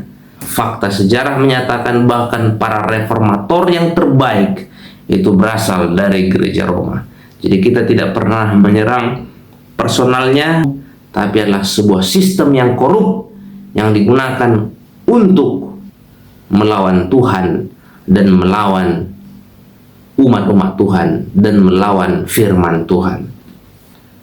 Dan dengan sampar dan dengan binatang buas yang di bumi. Menarik. Jadi caranya juga dia membunuh seperempat dari muka bumi adalah dia menggunakan binatang-binatang buas yang ada di bumi. Di pelajaran kita sebelumnya, binatang buas itu adalah lambang dari kuasa politik atau negara yang muncul di muka bumi ini. Ayatnya Daniel 7 ayat 17 dan 23. Jadi dia juga menggunakan kuasa-kuasa politik, kerajaan-kerajaan yang ada di muka bumi ini untuk melaksanakan maksud-maksudnya, untuk melaksanakan pembantaian-pembantaian. Apakah gereja pertengahan melakukan seperti ini? Kita melihat kisahnya. Orang-orang Waldensia, orang-orang Albigensia, mereka dibasmi di muka bumi ini. Prancis adalah negara Eropa pertama yang bersekutu dengan Roma, yaitu ketika Clovis I menjadi kaisar pemenang waktu itu. Jadi memang benar menggunakan binatang-binatang buas di bumi, kuasa-kuasa politik banyak kisah di mana gereja pertengahan itu menggunakan binatang buas untuk membasmi kuasa-kuasa politik. Sejarah mencatat dengan banyak istilah perang 30 tahun, perang 100 tahun. Itu adalah perang yang didesain untuk membasmi kebenaran, untuk membasmi firman Tuhan, umat-umat Tuhan. Ini adalah salah satu contoh bagaimana gereja Roma yang dilambangkan dengan kuda pucat yang penunggangnya bernama maut dan yang mengikutinya kerajaan maut, menggunakan kuasa-kuasa politik. Dalam hal ini dicatat binatang-binatang buas di muka bumi ini untuk melakukan pembantaian-pembantaian. Bahkan kepada sesama manusia, kepada paham-paham yang berbeda dengannya, atas nama perang salib 1, 2 dan sudah sangat banyak, menggunakan kuasa-kuasa politik untuk membantai, untuk membunuh atas dalil firman Tuhan. Jadi boleh kita catat, ini adalah periode sejarah tahun 538 sampai tahun 1798. Ya, tapi puji Tuhan, sekali lagi, puji Tuhan, sekali lagi, puji Tuhan. Tuhan kita Yesus Kristus amat baik. Dia tidak membiarkan gerejanya dan firman-Nya, khususnya firman Tuhan, selamanya berada di dalam kondisi yang sangat pucat. Pada meterai selanjutnya, kita akan melihat bagaimana Tuhan dengan hikmat-Nya dan akal budinya, dan dengan kuasanya dan kasih karunia-Nya, mengangkat dan meninggikan kembali firman-Nya secara pelan tapi pasti melalui orang-orang pilihannya. Amsal 4 ayat 18, jalan orang benar itu seperti cahaya fajar yang kian bertambah terang sampai siang penuh, sampai siang hari penuh. Tuhan akan melakukan perkara yang ajaib untuk mengangkat kembali firman-Nya ini seperti cahaya surya yang semakin lama semakin terang, semakin terang. Maka kita masuk ke meterai yang kelima. Dan inilah yang terjadi di meterai yang kelima, yaitu periode reformasi, di mana Tuhan mengangkat kembali firman-Nya yang sudah tidak memiliki kuasa itu, yang oleh karena pengaruh gereja membuat orang lain kelaparan, membuat orang lain mati secara rohani. Tetapi melalui alat-alat Tuhan yang sederhana, Injil itu kembali dihidupkan pada pembukaan meterai yang kelima. Wahyu 6 ayat yang ke-9. Dan ketika anak domba itu membuka meterai yang kelima, aku melihat di bawah mesbah jiwa-jiwa mereka yang telah dibunuh oleh karena firman Allah dan oleh karena kesaksian yang mereka miliki. Dan mereka berseru dengan suara nyaring, katanya, berapa lamakah lagi, ya penguasa yang kudus dan benar, engkau tidak menghakimi dan tidak membalaskan darah kami kepada mereka yang diam di bumi? Pada pembukaan meterai yang kelima ini ditunjukkan jiwa-jiwa mereka yang telah dibunuh oleh karena firman Allah dan karena kesaksian yang mereka miliki. Ini adalah jemaat kelima, jemaat Sardis, yang tidak lain dan tidak bukan. Ini adalah periode reformasi. Ini adalah periode reformasi.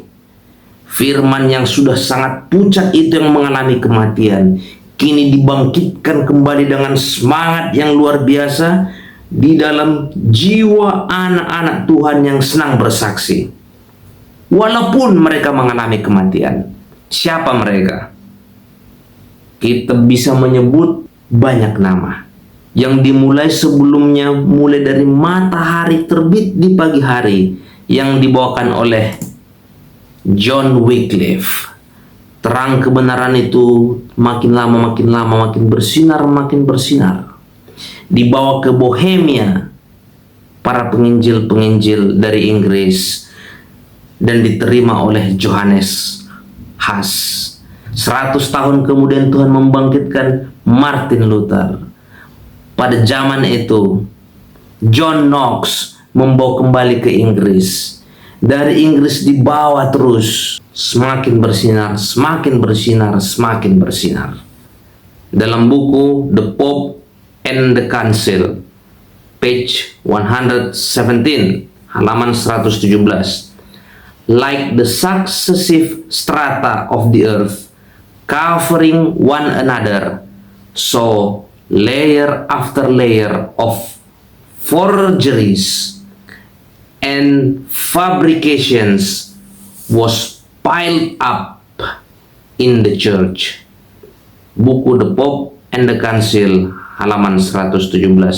Seperti lapisan-lapisan bumi yang saling menutupi satu sama lain, demikian pula lapisan demi lapisan pemalsuan dan rekayasa ditumpuk di dalam gereja.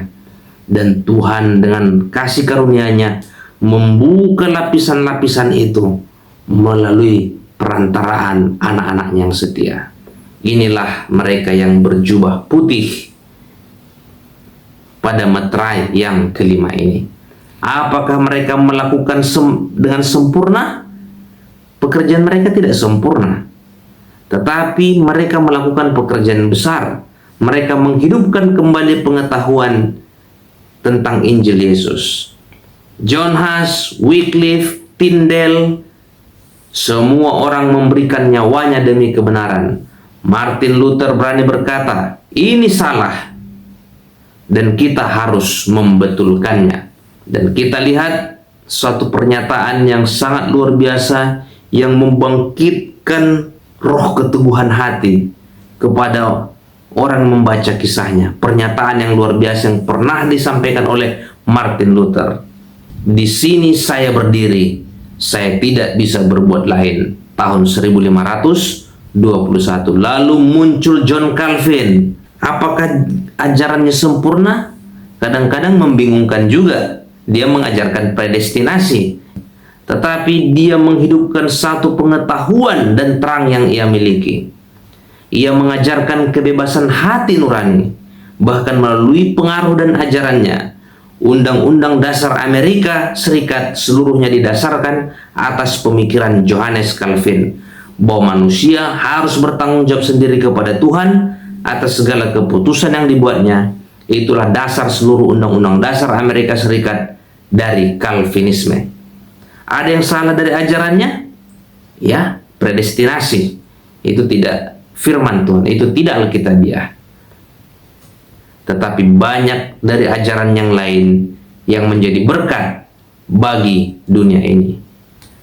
Lalu terang kebenaran ini Tuhan jaga terus bersinar. Tahun 1650 baptisan Islam oleh William.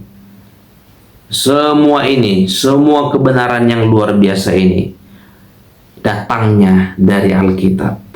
Amin. Ya, tentu banyak cacatnya gereja reformasi seperti yang sudah kita pelajari di 7 jemaat. Jemaat yang kelima, Jemaat Sardis, mereka tidak sempurna dalam melakukan reformasi karena mereka sudah berhenti. Pengikut John Huss sudah berpuas diri atas ajaran John Huss. Ketika ada terang baru yang dibawakan oleh para reformator yang lain, mereka berpuas diri atas apa yang diajarkan John Calvin, tidak mau menerima terang yang lebih. Matius 28 ayat 19 dan 20, ajarkan segala sesuatu, Tuhan perintahkan, dan ajarlah mereka melakukan segala sesuatu yang kuperintahkan, bukan sebagian-sebagian, tapi Tuhan mengatakan segala sesuatu. Jadi kita harus menerima seluruh kebenaran itu. Kita tidak boleh berpuas diri atas kebenaran yang ditemukan oleh para reformator. Kemudian ketika ada yang menemukan terang baru, kita juga harus rela menerimanya apabila itu adalah sesuai dengan firman Tuhan. Inilah periode reformasi di mana Tuhan mulai membangkitkan kembali pengetahuan akan firman-Nya pada periode reformasi. Betapa penemuan terang yang luar biasa. Oke, sekarang kita masuk kepada pembukaan meterai yang ke-6. Ayat yang ke-12. Maka aku melihat ketika anak domba itu membuka meterai yang ke-6, sesungguhnya terjadilah gempa bumi yang dahsyat, dan matahari menjadi hitam bagaikan karung rambut, dan bulan menjadi merah seluruhnya bagaikan darah, dan bintang-bintang di langit berjatuhan ke atas bumi, bagaikan pohon ara menggugurkan buah-buahnya yang mentah, apabila ia digoncang angin yang kencang. Maka menyusutlah langit bagaikan gulungan kitab yang digulung, dan tergeserlah gunung-gunung dan pulau-pulau dari tempatnya, dan raja-raja di bumi dan pembesar-pembesar serta perwira-perwira dan orang-orang kaya serta orang-orang berkuasa dan semua budak serta orang merdeka bersembunyi ke dalam gua-gua dan celah-celah batu karang di gunung. Dan mereka berkata kepada gunung-gunung dan kepada batu-batu karang itu, runtuhlah menimpa kami, dan sembunyikanlah kami terhadap Dia yang duduk di atas tahta dan terhadap murka anak domba itu. Sebab sudah tiba hari besar murka mereka, dan siapakah yang dapat bertahan? Jadi, pada pembukaan meterai yang ke-6 ini, Yohanes melihat tanda-tanda di langit, bintang-bintang berjatuhan di atas bumi, bagaikan pohon ara menggugurkan buah-buahnya yang mentah. Markus 13 mengatakan hal yang sama. Markus 13 ayat 24, tetapi pada masa itu sesudah siksaan itu, matahari akan menjadi gelap dan bulan tidak bercahaya. Firman Tuhan berkata, sesudah siksaan itu, sesudah masa penganiayaan yang luar biasa itu, di periode sebelumnya, di zaman para reformasi terjadi penganiayaan yang sangat luar biasa.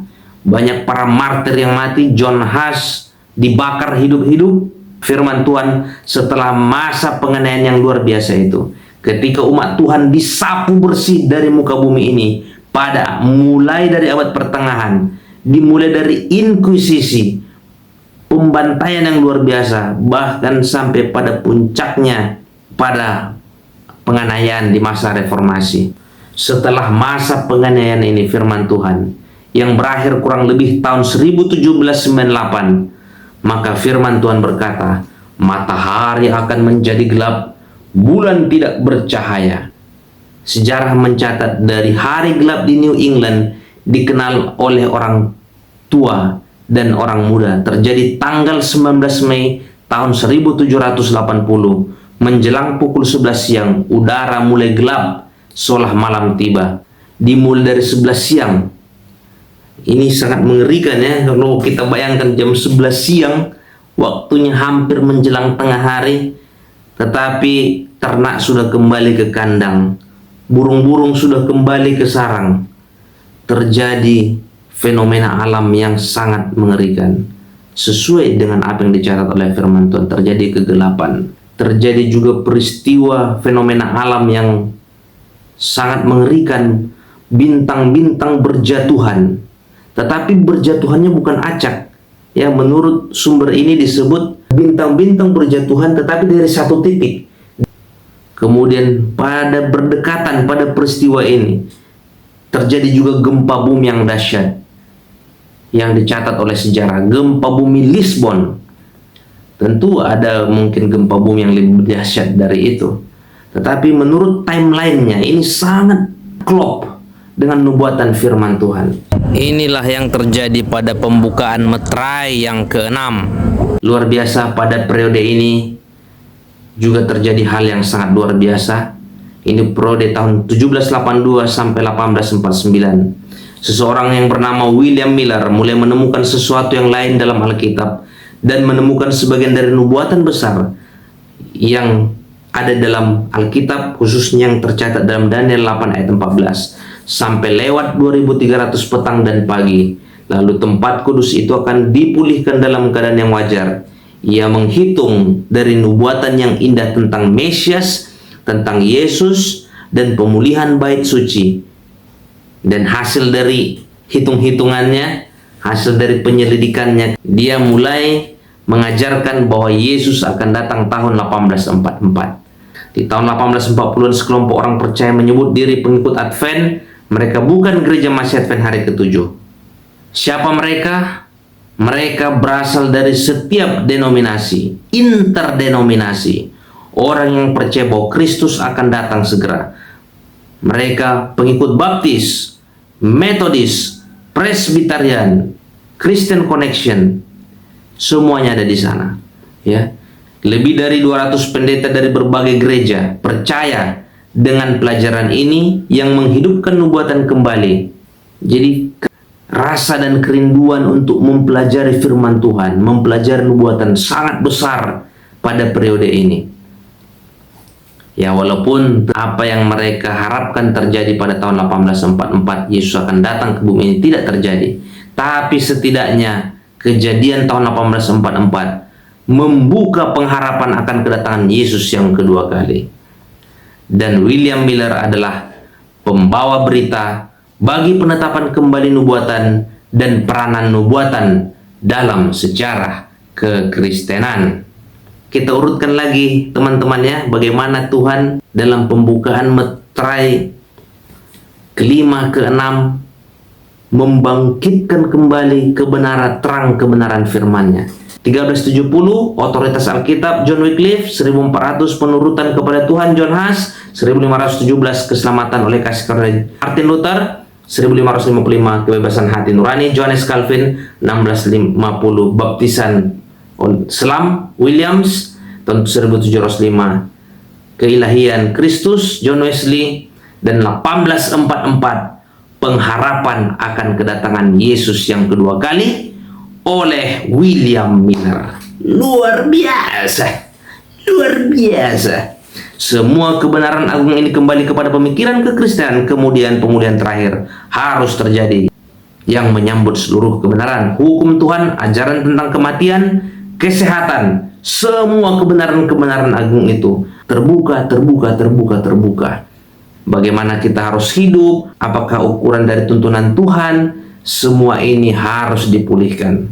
Pada pembukaan meterai yang ke-6 ini, semua ajaran kebenaran firman Tuhan yang tersembunyi ini sedang dibukakan kepada dunia ini, kepada pikiran manusia. Karena tentulah Tuhan tidak akan kembali tanpa terang yang bersinar kepada umatnya.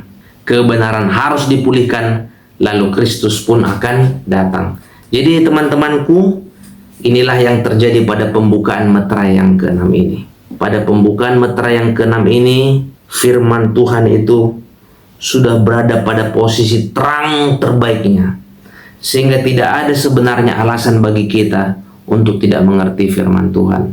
Teman-temanku, siapapun engkau yang sedang mendengarkan sharing ini, sekarang adalah periode atau zaman di mana tidak ada kebenaran yang tersembunyi dari kita. Semuanya, informasi apapun tentang kebenaran, semuanya terbuka. Semua lapisan-lapisan kepalsuan yang coba ditutupi oleh satu sistem yang digunakan oleh setan, oleh anak-anak Tuhan yang setia. Lapisan-lapisan kebohongan itu dan penipuan itu sudah dibukakan. Semuanya sedang terbuka. Firman Tuhan ini sedang berada pada puncak terang terbaik. Yohanes 14 ayat 15. Jika kamu mengasihi aku, maka turutlah perintahku. 1 Yohanes 2 ayat 6. Barang siapa berkata aku mengenal dia, tapi tidak turut perintah Tuhan, ialah pendusta dan tidak ada kebenaran. Bukankah ada banyak kelompok saat ini yang berkata seluruh hukum telah dihapuskan? Ya atau tidak? Bukankah banyak yang berkata hukum sudah dipakukan di atas kayu salib? Yesus berkata, hukum Tuhan tidak akan berlalu. Langit dan bumi akan berlalu, tapi firman Tuhan tidak akan berlalu. Matius 24 ayat 35, Markus 13 ayat 31. Tidak ada satu titik pun atau goresan pun dihapus dari hukum Tuhan hingga semuanya terjadi. Matius 5 ayat 18. Percuma beribadah kepadaku, kata firman Tuhan, sedangkan ajaran yang mereka ajarkan adalah perintah manusia. Matius 15 ayat 9. Ketika manusia meninggikan dirinya kepada kedudukan sama atau di atas Tuhan, maka Anda tahu itulah saatnya bagi Tuhan bertindak. Yesaya 58 ayat 12 dan 13. Kebenaran tentang hari Sabat juga sedang dibukakan kepada seluruh umat manusia, yang mengajarkan kita bahwa Tuhan adalah pencipta dan kita adalah penciptaan. Tuhan adalah penebus dan kitalah yang ditebus.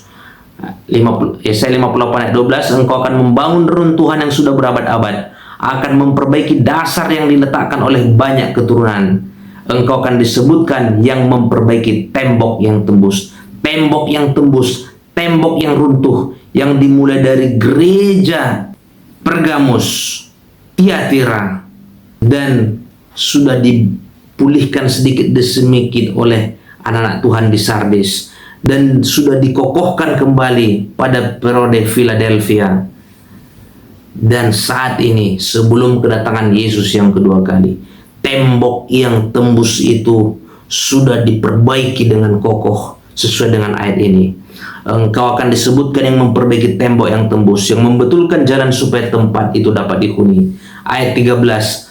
Apabila engkau tidak menginjak-injak hukum Sabat dan tidak melakukan urusanmu pada hari kudusku, apabila engkau menyebutkan hari Sabat hari kenikmatan dan hari kudus Tuhan hari yang mulia, apabila engkau menghormatinya dengan tidak menjalankan segala acaramu dan dengan tidak mengurus urusanmu atau berkata omong kosong, Sabat akan disebut hari kenikmatan, bukan beban. Orang Yahudi telah menjalankan Sabat sebagai beban, tetapi kita, ya jangan terbebanlah, kita harus happy. Seperti Yesus menguduskan hari Sabat, hari itu hari berkat. Jadi harus terjadi pemulihan tentang hukum Tuhan dan iman dalam firman Tuhan. Kitab Wahyu oleh Yohanes memberitahukan segala sesuatu yang akan terjadi. Dan aku melihat seorang malaikat lain terbang di tengah-tengah langit, dan padanya ada Injil yang kekal untuk diberitahukannya kepada mereka yang diam di atas bumi, dan kepada semua bangsa dan suku dan bahasa dan kaum. Dan ia berseru dengan suara nyaring, takutlah akan Tuhan, muliakanlah Dia, karena telah tiba saat penghakimannya. Sembahlah yang telah menjadikan langit dan bumi dan laut dan semua mata air. Wahyu 14 ayat 6 dan 7. Ayat 8. Dan seorang malaikat lain, malaikat kedua, menyusul dia dan berkata, sudah rubuh Babel, kota besar itu, sistem yang digunakan oleh setan untuk membuat harga firman Tuhan mahal, membuat harga firman Tuhan, jelai dan gandum menjadi sangat mahal, yang membuat kerusakan di bumi, yang membasmi firman Tuhan, yang membasmi seluruh bumi dengan pedang, dengan binatang-binatang buas, kuasa-kuasa politik. Bahwa Babel itu, gereja Roma, kota besar itu, yang telah memabukkan segala bangsa dengan anggur hawa nafsu cabulnya. Dan seorang malaikat lain, malaikat ketiga, menyusul mereka dan berkata dengan suara nyaring, jikalau seorang menyembah binatang dan patungnya itu, dan menerima tanda pada dahinya atau pada tangannya, maka ia akan minum dari anggur murka Allah yang disediakan tanpa campuran dalam cawan murkanya, dan ia akan disiksa dengan api dan belerang di depan mata malaikat-malaikat kudus, di depan mata anak domba. Maka asap api yang menyiksa mereka itu naik ke atas sampai selama-lamanya, dan siang malam mereka tidak henti-hentinya disiksa, yaitu mereka yang menyembah binatang serta patungnya, dan barang siapa telah menerima tanda namanya. Tanda Tuhan, meterai Tuhan adalah tanda bahwa Dia adalah pencipta dan kita adalah ciptaan. Sabat, hukum yang keempat, adalah tanda meterai Tuhan yang memberikan kepada kita pengetahuan yang jelas bahwa Tuhan adalah pencipta kita dan kita adalah ciptaan. Orang Yahudi taat kepada hukum tapi menolak Yesus. Anak-anak Tuhan jangan sebaliknya. taat kepada hukum, taat kepada Yesus, menerima Yesus, tapi menyalibkan hukum. Bukan kedua-duanya, ya. Kita terima Yesus sebagai Tuhan dan Juru Selamat kita, dan kita kasihi Dia, kita hormati Dia. Dan hukum-hukumnya menurut Yohanes 14 ayat 15, Yohanes 15 ayat 4, hukum-hukumnya itu tidak berat. Hukum-hukumnya itu ringan dan enak. Dan motif kita juga harus disembuhkan, bukan untuk mencari keselamatan, tapi Dia baik, Dia mengasihi kita. Karena rahmatnya, karena kemurahannya, saya akan bangkit dan taat kepada hukum Tuhan. Jika saya mengasihi istri saya dengan sepenuh hati dan jiwaku, apakah saya mengingini yang lain? Pasti tidak. Begitu juga dengan Tuhan. Jika saya mengasihi Tuhan dengan sepenuh hati dan jiwa, apakah saya ingin melayani yang lain? Mengapa tidak mau? Mereka tidak berguna, tidak menyelamatkan, tidak bisa berbuat apapun untuk saya. Lebih baik tetap setia kepada Tuhan. Ya atau tidak? Ya. Wahyu 14 ayat 6 dan 7 berkata bahwa Allah adalah pencipta kita. Apa ajaran dunia saat ini? Ajaran dunia mengatakan Anda berasal dari evolusi. Anda adalah produk dari batu karang. Bumi bercampur akhirnya menciptakan bahan yang daripadanya kehidupan berevolusi, hidup secara spontan. Jadi Anda berasal daripada batu. Ini ajaran yang aneh-aneh. Apa kita berasal dari batu? Ya, tapi batu yang lain ya. Bukan batu menurut ajaran evolusi, tetapi batu penjuru. Sang batu penjuru. The Rock of Ages, yaitu Yesus Kristus. Kita berasal daripadanya. Dan itu dijelaskan oleh hukum keempat, bahwa Tuhan adalah pencipta yang menciptakan kita. Status kita jelas, kita ciptaan, dan Dialah pencipta kita. Sebentar lagi teman-temanku, dunia ini sedang menggiring kita kepada persatuan. Persatuan global, tetapi persatuan yang rapuh, persatuan yang didasarkan oleh kepentingan. Kalau persatuan itu mengikat hati nurani kita kepada firman Tuhan, kita memiliki kemerdekaan yang sempurna dalam mentaati hukum, termasuk hukum yang keempat. Maka puji Tuhan kita menerima persatuan itu. Tapi kalau persatuan itu menjauhkan kita dari ikatan hati nurani kita kepada Tuhan, maka lebih baik tidak ada persatuan. Lebih baik tidak ada persatuan. Karena tidak ada gunanya mengikatkan persatuan dengan dunia ini kalau kita kehilangan hubungan dan kasih kita kepada Tuhan. Amin. Wahyu 14 ayat 12, yang penting di sini adalah ketekunan orang-orang kudus yang menuruti perintah Allah dan iman kepada Yesus. Tahukah Anda ada kalimat luar biasa di situ? Ya, dalam King James Version disebut iman Yesus. Ini kalimat yang luar biasa. Alkitab memiliki standar yang sangat tinggi.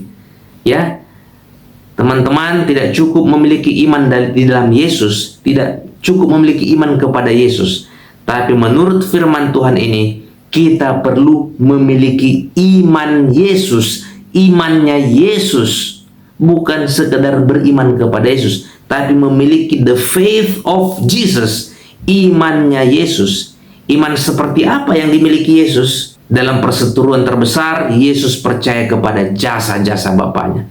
Iman seperti itulah yang diharapkan dimiliki umat Tuhan di akhir zaman ini.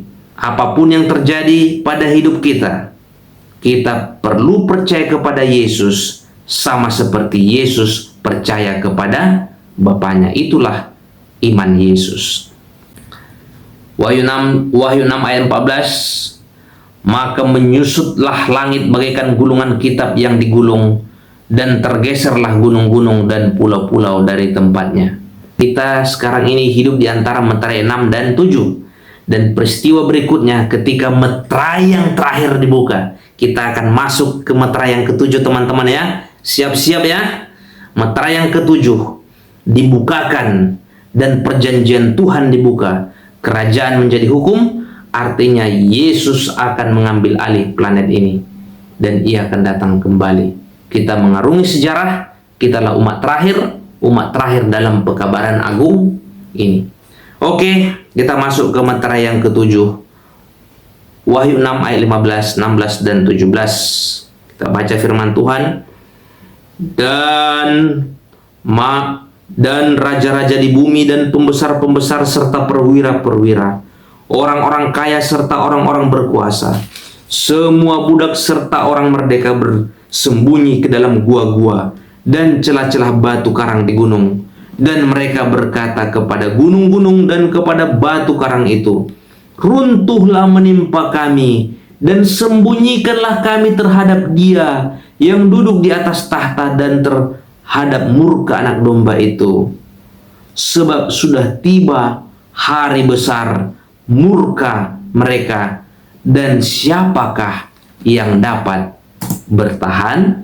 Itulah yang terjadi selanjutnya. Sebentar lagi, tidak lama lagi. Lihatlah bahwa orang-orang bersembunyi. Kalau orang bersembunyi itu bukan karena kabar baik, bukan karena senang, tapi karena ketakutan. Itu bukan sukacita bagi banyak orang. Di ayat 17 ada satu pertanyaan. Satu pertanyaan yang mengatakan, siapakah yang dapat bertahan? Maka Wahyu pasal 7 adalah jawaban kepada pertanyaan ini. Siapa yang dapat bertahan? Tidak semua orang bertahan. Tidak semua orang akan diselamatkan. Tidak semua orang. Jawabannya ada di Wahyu pasal yang ke-7. Ini merupakan pasal sisipan untuk menjawab pertanyaan siapakah yang dapat bertahan. Jawabannya adalah hanya yang dimeteraikanlah yang sanggup berdiri. Hanya yang dimeteraikanlah yang sanggup berdiri. Ya. Dan meterai itu ada pada hukum yang keempat. Tertulis di dahi, di tangan, dalam pikiran dan perbuatan kita. Teman-temanku, di Wahyu pasal yang ke-7 ini, judulnya memang orang-orang dimeteraikan dari bangsa Israel. Tetapi ini bukan Israel secara jasmani lagi. Karena sangat jelas petunjuknya. Ada disebut di sini 12.000 yang dimeteraikan dari suku Ruben, suku Gad, Asyir, Naftali, Manasye, Simeon, Lewi, Isakar, Zebulun, Yusuf, Benyamin. Suku-suku itu sudah tidak ada lagi saat ini. Ya. Kalaupun ada suku Israel yang tanda kutip mungkin masih ada dan bertahan. Kalau Yahudi yang bertahan sampai di zaman Yesus adalah tinggal 2 suku. Dari suku Yehuda, kemudian beberapa suku Benjamin, dan juga suku Lewi. Tapi kemana suku-suku yang lain? Sudah tidak ada lagi, sudah bercampur baur, sudah bercampur baur di antara bangsa-bangsa. Jadi Wahyu pasal yang ke-7 ini bukan dari bangsa Israel secara jasmani lagi, tetapi ini adalah Israel secara rohani. Oke, kita tidak akan membahas khusus Wahyu pasal yang ke-7 karena ini akan memerlukan banyak waktu. Kita sudah lumayan waktu kita ini ya. Tetapi Wahyu pasal yang ke-7 ini adalah jawaban kepada pertanyaan siapakah mereka yang dapat bertahan?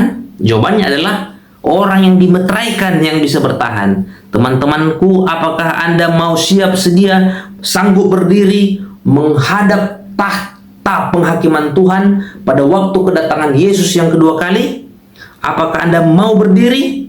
Jawabannya adalah kita harus dimeteraikan. Harus ada hukum Tuhan di hati kita. Jangan anggap remeh dan sepele hukum Tuhan. Jangan katakan hukum Tuhan sudah disalib. Jangan seperti orang Yahudi. Mereka menerima hukum, mereka menolak Yesus. Jangan sebaliknya. Percaya Yesus tapi menolak hukum. Itu ibarat 2 sayap burung atau pesawat terbang ya. Tidak akan mungkin bisa terbang dengan 1 sayap. Kita harus menerima semuanya. Kita percaya Yesus adalah Tuhan dan Juru Selamat kita. Tetapi kita juga menerima apa yang Tuhan katakan kepada kita. Yaitu firman-Nya, hukumnya ada di dahi ada di hati kita. Itulah meterai Tuhan. Amin. Haleluya. Dan meterai yang terakhir. Meterai yang terakhir. Meterai yang terakhir. Wahyu 8 ayat 1. Ketika anak domba itu membuka meterai yang ketujuh, maka sunyi senyaplah di sorga kira-kira setengah jam lamanya. Nah, kalau kita menggunakan perhitungan nubuatan 1 hari sama dengan 1 tahun, maka kita setengah jam sebenarnya itu sama dengan kurang lebih 1 minggu. Pertanyaannya, apa yang dimaksud sunyi senyap? Saya percaya sesuai konteks ayat di sini, surga benar-benar kosong. Sunyi senyap yang benar-benar kosong. Kenapa kosong surga? Karena pada pembukaan meterai yang ketujuh ini, Kristus dan seluruh malaikatnya turun menerima umat tebusan. Yesus bawa malaikatnya, dikosongin surga itu hanya untuk menjemput kita. Apakah kita berakar dalam Dia atau tidak? Itulah pilihan untuk kita. Saya berdoa dan mengundang teman-temanku supaya kita menerima fakta bahwa Yesus memegang kendali. Yesus telah memberikan kita pemandangan ruang tahta yang agung, tempat Ia bertahta, di dalam tahta kekuasaannya. Dan ketika kita mempelajari Wahyu 4 dan 5, kita sudah melihat gambaran tahta Tuhan. Dia berada di tahtanya mengendalikan segala sesuatu. Walaupun dalam perjalanannya ketika meterai-meterai itu dibuka, ada beberapa periode di mana sepertinya kejahatan akan menang dan sistem dunia ini menang. Pada meterai yang ketiga, meterai yang keempat, itu masa tergelap di muka bumi ini. Tetapi kita melihat bagaimana terang itu dibukakan sampai hari ini benar-benar terang benderang, adalah hikmat dan kuasa Tuhan yang melakukannya. Apakah kita berakar dalam Dia atau tidak, itulah pilihan kita. Ya, kita telah melihat pemandangan bahwa Tuhan berada di tahtanya, Dia memegang kendali dan kekuasaan, Dialah satu-satunya yang berwenang untuk membuka meterai itu, dan sudah dibukakan kepada kita. Apakah kita mau menerima kerajaannya? Itulah meterai yang ketujuh, yaitu kedatangan Yesus yang kedua kali. Belum terjadi, tetapi segera akan terjadi. Apakah kita mau siap sedia pada kedatangan Yesus yang kedua kali? Pertanyaannya, siapakah yang dapat bertahan? Wahyu 6 ayat 17. Jawabannya adalah orang-orang yang dimeteraikan. Apakah ada hukum Tuhan di hati dan pikiran kita? Apakah ada nama Yesus di hati dan pikiran kita?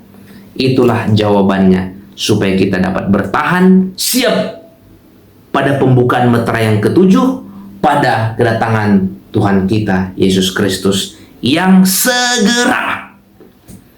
Doa saya, semoga kita semua menerima keselamatan di dalam Kristus, karena Yesus Kristuslah satu-satunya nama yang melaluinya kita bisa diselamatkan.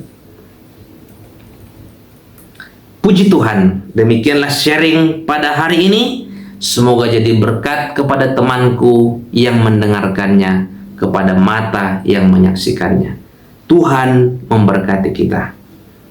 Kita berdoa. Bapa yang baik, terima kasih atas sharing yang luar biasa. Kami telah belajar bersama, Tuhan, telah membuka meterai Tuhan itu, dan Tuhan telah membukakan meterai itu. Tidak seorang pun yang sanggup membuka meterai itu, Tuhan, tetapi Sang Anak Domba, yaitu Tuhan kami Yesus Kristus, telah membukakan meterai itu, dan kami telah melihatnya mulai dari meterai pertama dibukakan, meterai kedua, ketiga, keempat, kelima, keenam, dan sebentar lagi, Tuhan, ketika meterai yang ketujuh dibukakan, maka Tuhan akan datang. Kami rindu, Tuhan, sanggup berdiri dan bertahan melihat kedatangan-Mu yang kedua kali dengan mata kami. Siapakah yang dapat bertahan? Wahyu 7 menjelaskan, yang sanggup bertahan adalah orang-orang yang dimeteraikan. Meteraikanlah kami, Tuhan, biarlah firman-Mu tertulis di hati dan pikiran kami.